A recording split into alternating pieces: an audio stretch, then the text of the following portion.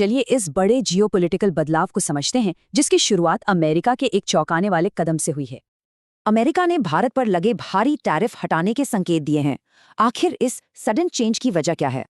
America ने ये tariff इसलिए लगाए थे क्योंकि भारत रूस से तेल खरीद रहा था। भारत ने इसे अपनी स्ट्रेटेजिक ऑटोनॉमी कहा।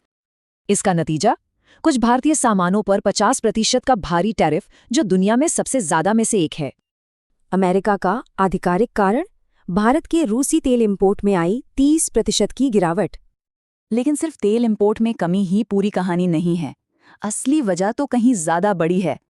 असली वजह है भारत और यूरोपियन यूनियन के बीच हुई एक मेगा डील, जिसे मदर ऑफ ऑल डील्स कहा जा रहा है।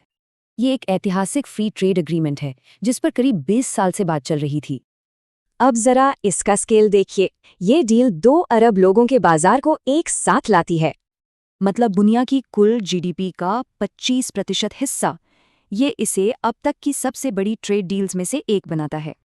तो ये सिर्फ ट्रेड की बात नहीं है, ये यूरोप के लिए एक स्ट्रेटेजिक शिफ्ट है और भारत की विदेश नीति की एक बड़ी जीत। ईयू ने अमेरिका के दबाव के बावजूद भारत के साथ अपने कमर्शियल हितों को चुना।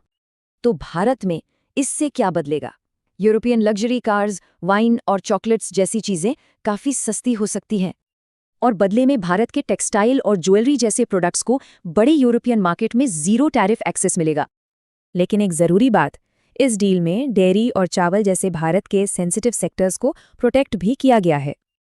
अब सवाल ये है कि ये सब कब होगा? देखिए, ये बदलाव धीरे धीरे लागू होंगे, इसमें कई साल लगेंगे। तो अमेरिका का टैरिफ पर दोबारा सोचना सिर्फ तेल की वजह से नहीं है, बल्कि इस नई पावरफुल पार्टनरशिप का सीधा असर है।